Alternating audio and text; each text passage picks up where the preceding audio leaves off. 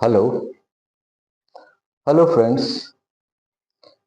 ఈరోజు నేను దేని గురించి మాట్లాడాలనుకుంటున్నా అంటే ఓటీటీలని ఇప్పుడు మనకు వచ్చేసాయి కదా. ప్రతిరోజు రకరకాలైనటువంటి భాషల్లో మనకి సినిమాలు అందుబాటులో ఉన్నాయి. ముఖ్యంగా సౌత్ ఇండియన్ సినిమాలు, అందులోనూ మలయాళ సినిమాలు ఎక్కువగా చూస్తున్నారు ఈ మధ్యలో మన తెలుగు వాళ్ళు. తర్వాత ఒకప్పుడు ఈ ఓటీటీలు రాకముందు మలయాళ సినిమాలు అంటే ఇంకో రకమైన అభిప్రాయం ఉండేది. కానీ ఇప్పుడు వచ్చేటువంటి ఓటీటీల్లో కొత్త కొత్త సినిమాలు, ఈ తర్వాత ఇంకొద్దిగా ముందు తీసిన సినిమాలు ఇవన్నీ చూస్తుంటే మలయాళ చిత్ర పరిశ్రమ మీద చాలా గౌరవం పెరుగుతుంది. ఎందుకంటే చాలా అంటే డౌన్ టు ఎర్త్ సబ్జెక్టులు, అంటే ప్రతిదినం మన డైలీ లైఫ్లో జరిగేటువంటి సబ్జెక్టులని ఎన్నుకోవటం, ఎన్నుకొని దాన్ని చక్కగా ఒక స్క్రీన్ ప్లేగా మలచటం, అదంతా కూడా చాలా మంచిగా ఉంటుంది. అందుకే మనోళ్ళు చాలామంది ఎడిక్ట్ అయిపోయారు మలయాళం సినిమాలకి. ఈ మధ్య చాలామంది ఫేస్బుక్లో కూడా రాస్తున్నారు రివ్యూస్. కనీసం ఒక్క రివ్యూ అని నేను చదువుతుంటా ప్రతిరోజు, మలయాళం సినిమా చూసి దాని గురించి రాసేవాళ్ళు, సినిమాల గురించి.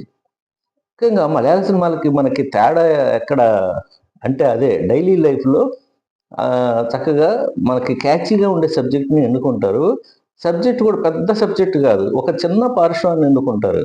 ఒక పార్ట్ని ఎన్నుకొని దాన్ని చక్కగా ఒక శిల్పం చెక్కినట్టు చెప్తారు. ఏం లేదు, ఒక ఆయన చిన్న ఏదో గల్ఫ్ నుంచి వాళ్ళ ఊరికి వస్తాడు అనుకుందాం. అక్కడ తన అనుభవాలతో ఒక సినిమా తీసేస్తారు.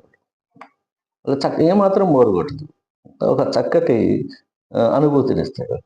అలాగే చూడండి, ఒక చిన్న కేసు, ఐపీఎస్, ఈ మధ్య ఎక్కడ చూశాను, ఐపీఎస్ ట్రైనింగ్ సెంటర్ అనమాట. ఒక సీనియర్ చెప్తుంటాడు అక్కడ ట్రైనీస్కి. అది కూడా చాలా సహజంగా తీస్తారు. సహజంగా అంటే ఏంటంటే అక్కడికి అందుబాటులో ఉన్నటువంటి ఆఫీసర్లను కనుక్కొని అక్కడ ఏ విధంగా చేస్తారు అదంతా కూడా వాళ్ళు ఎంతో కొంత రీసెర్చ్ చేస్తారు. కాబట్టి చాలా సహజంగాను చాలా నమ్మదగినవిగానే అనిపిస్తాయి. అది చాలా గాడిగా, పెద్ద టోన్తో అరిచినట్టుగా ఉండవు. చాలా నెమ్మదిగా, చాలా చక్కగా, కన్విన్సింగ్గా తీయటం అనేది మంచిగా ఉంటుంది మలయాళంలో. అందుకనే చాలామంది మన వాళ్ళు ఎడిక్ట్ అవుతున్నారు ఈ మధ్యలో చెప్పాలంటే. ధూమం అనే సినిమా వచ్చింది ఈ మధ్య చూడండి. అంటే సిగరెట్ మ్యానుఫ్యాక్చరింగ్ అనేది తీసుకున్నాడు. దాంట్లో చాలా చిన్న సబ్జెక్టే, బట్ దాంట్లో ఆ సిగరెట్ మ్యానుఫ్యాక్చరింగ్లో కూడా ఎన్ని రకాలైనటువంటి ఎత్తుగడలు అనుసరిస్తారు వాళ్ళ ఇది లాభాలను పెంచుకోవడానికి అని ఒక సబ్జెక్ట్ తీసుకున్నాడు. తీసుకొని చాలా చిన్న సబ్జెక్టే, అది ప్రతి ఒక్కళ్ళకి అందుబాటులో ఉండొచ్చు. చూడండి, it connects everybody. The subject connects everybody. ఎందుకంటే స్మోకర్స్ చాలామంది ఉంటారు, ప్రతి ఒక్కళ్ళు కనెక్ట్ అవుతారు అనమాట. ఏంటి దీని వెనక ఎంత ఉంటుందా అని చెప్పేసి. అది చాలా కన్విన్సింగ్గా, చాలా చక్కగా కొన్ని పాత్రలతో చాలా బాగా తీశాడు. తెలుగులో కూడా రిలీజ్ అయినట్టుంది, మంచి ఇది వచ్చింది దానికి. తర్వాత చాలా చిన్న బడ్జెట్తో తీస్తారు వాళ్ళు. చిన్న బడ్జెట్ తీసి మంచి లాభాలు పొందుతారు. ఈ మంచి సూక్ష్మదర్శన్ అని ఒక సినిమా వచ్చింది చూడండి, అది దాదాపు 10 నుంచి 15 కోట్ల బడ్జెట్తో తీశారని చెప్పేసి నేను చదివాను అక్కడ. దానికి 55 కోట్లు లాభం వచ్చిందట. అంటే ఎంత, ఎన్ని రేట్లు చూడండి, దాదాపుగా 5 టైమ్స్ పైనే కదా. మానవాళ్ళు ఎక్కువ ఎందుకు 100 కోట్లు 150 కోట్లు పెట్టి తీసేస్తాం సినిమా అని చెప్తారు. అది నిజమో అబద్ధం మనకు తెలియదు, చెప్తారు. అవి గ్రాఫిక్స్ ఏంటో కూడా తెలియదు కొన్ని చెప్పటం. ఆ 100 వచ్చేసి 500 కోట్లు వసూలు చేస్తుంది ఆ సినిమా. అంటే సినిమా స్టార్స్కి వీళ్ళకి ఇవ్వడంలోనే ఎక్కువగా ఖర్చు పెట్టేస్తుంటారు మన వాళ్ళు. అది అంతవరకు మనకు తెలియదు. అది హైప్ ఏమో కూడా తెలియదు. సినిమాలో చాలా హైప్ చేసుకుంటానికి కూడా రకరకాల ప్రక్రియలు చేస్తూ ఉంటారు. దానివల్ల కూడా ఒక రకమైనటువంటి పబ్లిసిటీ పొందటానికి. కానీ అలాంటిది ఏం లేకుండా మలయాళ సినిమాలు చాలా సరదాగా చిన్న బడ్జెట్తో తీసి ఆ చిన్న బడ్జెట్లోనే సాధ్యమైనంత వరకు 5-6 రెట్లు ఎక్కువ లాభాలు చూసుకుంటారు. సరిపోద్ది అది, అంతే కదా. తమాషాలు చూసుకుంటే అంతే కదా, సరిపోద్ది.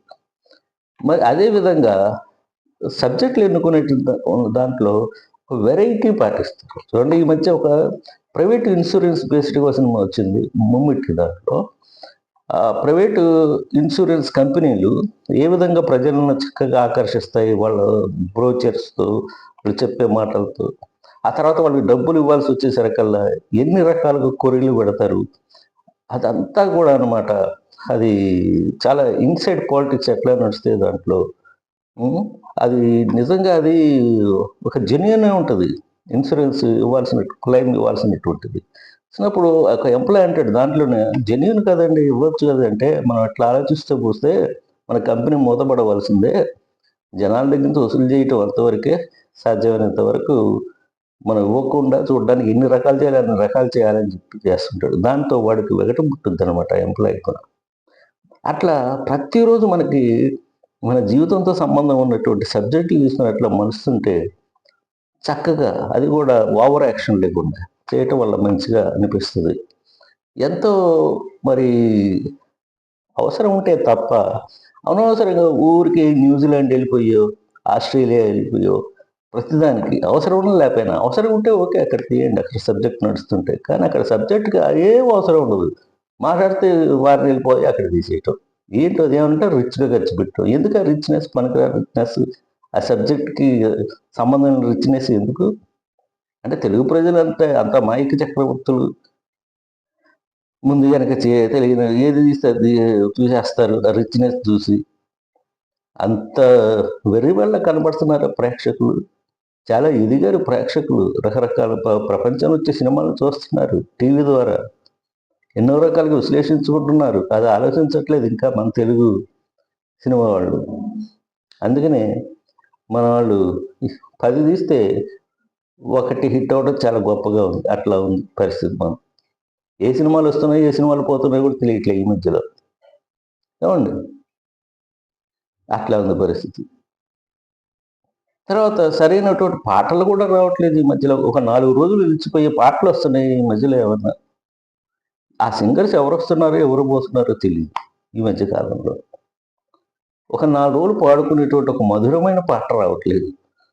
ఏంటి ఈ సినిమాలు? అర్థం కావట్లేదు అసలు. అందరికీ ఇలాగే అనిపిస్తుందా? మరి మరి మనలాంటి వాళ్ళకి ఎలా అనిపిస్తుందో నాకు తెలీదు. అట్లా ఉంది పరిస్థితి. అనేక సినిమాల నుంచి మనం నేర్చుకోవాల్సింది చాలా ఉంది.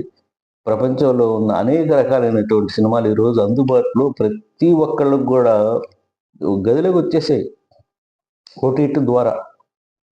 చాలా ఒళ్ళు దగ్గర పెట్టుకొని తీయాలి. ఏదో తీసేసాం అంటే కుదరదు. ఇదివరకుట్లాగా. ఇదివరకంటే ఎవరికీ ఏమి తెలియదు కాబట్టి అట్లా నడిచింది. ఇప్పుడు ఓటీటీలు గీటీలు వచ్చిన తర్వాత ప్రపంచంలోని ఏ సినిమా కావాలంటే ఆ సినిమా ఇవ్వాలి చూడగలరు ప్రేక్షకులు. కాబట్టి మన పరువు పోయే చేష్టలు చేయొద్దు. దానివల్ల మన తెలుగు వాళ్ళ పరువు ఇతర ఆహ్, సినిమా వాళ్ళ మీద కూడా పోయే పరిస్థితి ఉంది. ఇలాంటి పిచ్చి పిచ్చి సినిమాలు తీసి, అర్థం పర్థం లేని సినిమాలు తీసి. లేకపోతే ఈ మధ్య చూసా చూడండి కన్నప్ప ఏంటండి న్యూజిలాండ్‌లో కన్నప్ప ఏంటి నాకు అర్థం కావట్లేదు.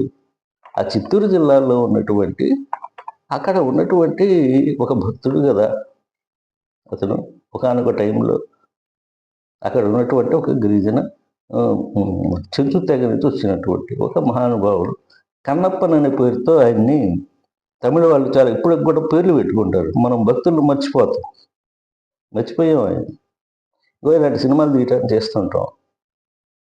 తీసి అది కూడా న్యూజిలాండ్‌లో తీశారంటే ఈ మధ్య అవి చూస్తున్నా నిజంగా మతిపోయింది. అసలు కన్నప్ప ఏమిటి? న్యూజిలాండ్ ఏమిటి? అక్కడ ఆ పొడుగాటి ఆ లింగములా లేనటువంటి ఆ లింగము ఏమిటి? ఆ శివుడికి శివుడంటేనే గరళకంఠుడు అని చెప్పేసి అనుకుంటాం గదా! నాగభూషణుడు అనుకుంటాం గదా! పాము ఉండదు మెడలో. ఓయ్! ఇదెక్కడి సినిమాలు తీయటం? అంటే మన తెలుగు ప్రజల తెలివితేటలను అవమానించడం గదా! ఇవన్నీ గూడా. అట్లా అనిపిస్తుంది నాకెందుకనో. మరి తెలుగు సినిమాలు చూడట్లేదు, ఫెయిల్ అవుతున్నాయేంటి? ఎందుకు కావాలి? హ్మ్. అట్లా ఉంది పరిస్థితి. ఆ మధ్య 'గేమ్ చేంజర్' అని ఒక సినిమా వచ్చింది. 'రామ్ చరణ్' ఎంత రొడ్డకుట్టుడు సినిమా అండి అది. నాకు అర్థం కావట్లేదు. అలాంటి సినిమాలు ఎన్నొచ్చాయి, ఎన్ని పోయాయి. అదే మళ్ళీ పాన్ ఇండియా సినిమా అని చెప్పేసి చెప్తుంటారు. ఏంటో నాకు అర్థం కాదు. అలా ఈ సినిమాలన్నీ కూడా ఇతర భాషల వాళ్ళు చూస్తే ఏమనుకుంటారు మనల్ని? ఇంకా తెలుగు వాళ్ళు ఏంటి వీళ్ళ పరిస్థితి మారదా అనుకోరా? ఇది ఆలోచించండి. ఇది నా విన్నపం. Thank you very much.